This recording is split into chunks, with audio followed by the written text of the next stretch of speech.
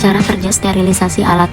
Alat-alat yang telah dicuci bersih dan sudah dikeringkan, ditutup bagian alat yang mempunyai mulut dengan menggunakan kapas. Sebelum disterilisasi, kapas penutup mulut alat ditutup lagi dengan aluminium foil. Alat-alat yang kurang tahan panas dapat dibungkus dengan plastik tahan panas agar tidak meleleh.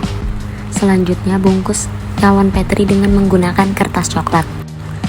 Beri label pada alat yang akan disterilisasi. Lakukan validasi sterilisasi. Yang pertama dengan metode cawan papar. Dibuka media yang terbungkus oleh plastik. Selanjutnya lakukan pemaparan sesuai waktu yang ditentukan pada titik-titik tertentu di area LAF. Kemudian diinkubasi pada suhu 20-25 derajat selama 4 hari dan dilanjutkan inkubasi pada suhu 30-35 derajat selama 48 jam. Selanjutnya adalah metode air sampler pada HEPA filter LAF. Didekatkan pada aliran HEPA filter pada LAF dan dinyalakan blower. Didiamkan cawan Petri selama 5 menit. Setelah itu diinkubasi pada suhu 30-35 derajat selama 48 jam.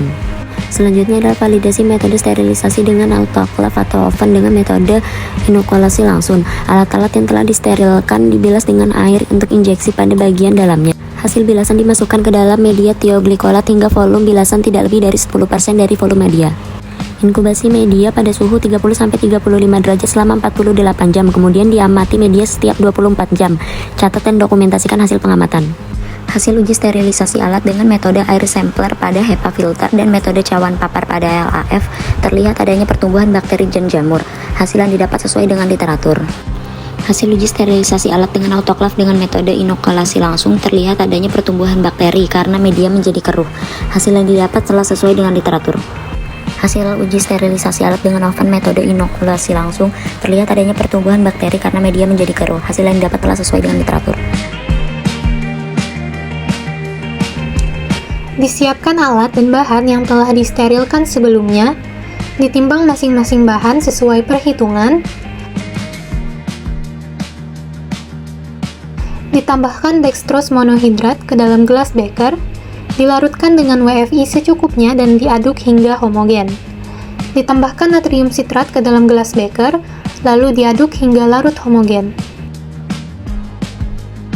Ditambahkan natrium klorida ke dalam gelas beker, lalu diaduk hingga larut homogen. Diperiksa pH larutan dan ditambahkan asam sitrat jika perlu untuk menyesuaikan pH berada pada 6 hingga 6,5. Larutan disaring menggunakan kertas saring. Ditambahkan sisa WFI dan diaduk larutan hingga homogen. Larutan diisi ke dalam wadah yang sesuai dan dilakukan evaluasi.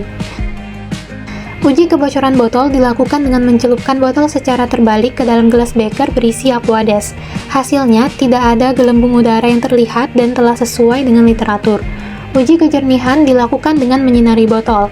Hasil uji tidak terlihat adanya pengotor dalam sediaan, telah sesuai dengan literatur. Uji pH dilakukan dengan alat pH meter. Hasil uji pH sediaan yakni pH 5,0. Hasil kurang sesuai dengan literatur menyatakan pH sediaan injeksi parenteral tidak jauh dari pH cairan tubuh 7,4 dan literatur lain menyatakan pH sediaan larutan elektrolit rehidrasi 90 mili ekuivalen pada pH 6 hingga 6,5. Hasil uji sterilitas pada media tioglikolat pada tabung reaksi dan media Na pada cawan Petri tidak sesuai literatur karena keduanya ditumbuhi mikroba setelah inkubasi. Formulasi sediaan volume kecil dilakukan dengan menyiapkan alat yang akan digunakan terlebih dahulu, kemudian ditimbang bahan sesuai perhitungan penimbangan. Vitamin E ditimbang sebanyak 200 mg, nipagin sebanyak 1 mg, NaCl sebanyak 87 mg, dan sesame oil sebanyak 10 ml. Vitamin E dilarutkan dengan sesame oil lalu diaduk hingga homogen.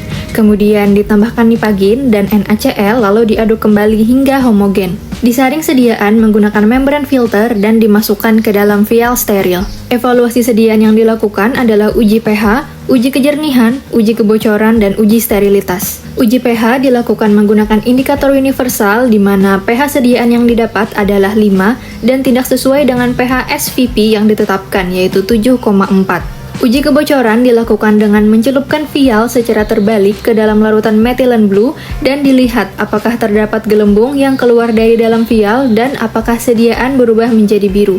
Hasil yang didapat yaitu tidak terdapat kebocoran dari vial. Uji kejernihan dilakukan dengan menyinari vial dan diamati apakah terdapat partikel kecil di dalamnya. Hasil yang didapat yaitu larutan bebas dari partikel. Uji sterilitas dilakukan menggunakan media Na dan media tioglikolat. Hasil yang didapat yaitu sediaan bersifat tidak steril karena terdapat pertumbuhan bakteri pada kedua media. Pertama-tama disiapkan alat yang sudah disterilkan dan pengambilan bahan. Kemudian dilarutkan masing-masing bahan yaitu HPMC, nipagin, natrium sitrat, dan NaCl dengan masing-masing WFI pada gelas beker yang berbeda. Masing-masing larutan HPMC, nipagin, natrium sitrat, dan NaCl dicampurkan semuanya menjadi satu. Langkah selanjutnya yaitu disaring larutan menggunakan kertas saring. Kemudian ditambahkan dengan sisa WFI hingga 10 ml. Lalu dimasukkan ke dalam botol sediaan. Kemudian dilakukan uji evaluasi sediaan yang pertama yaitu uji pH dengan cara mencelupkan kertas pH ke dalam sediaan. Hasil uji pH yaitu 5. Hasil telah memenuhi syarat yaitu pH sediaan tetes mata berada pada rentang 5 hingga 7,4. Selanjutnya uji kebocoran botol yaitu dengan cara mencelupkan botol secara terbalik ke dalam larutan metilen biru. Hasil yang diperoleh telah sesuai dengan syarat karena tidak ada gelembung dan tidak ada kebocoran. Selanjutnya, uji kejernihan yaitu dengan cara disinari melalui sediaan. Hasil pada uji ini memenuhi syarat karena tidak ditemukan pengotor dalam larutan. Disiapkan alat dan bahan yang telah dibersihkan sebelumnya. Ditimbang bahan-bahan yang akan digunakan yaitu kloramfenikol, nipagin, NaCl sesuai dengan perhitungan. Diambil propilin glikol sesuai yang akan dibutuhkan.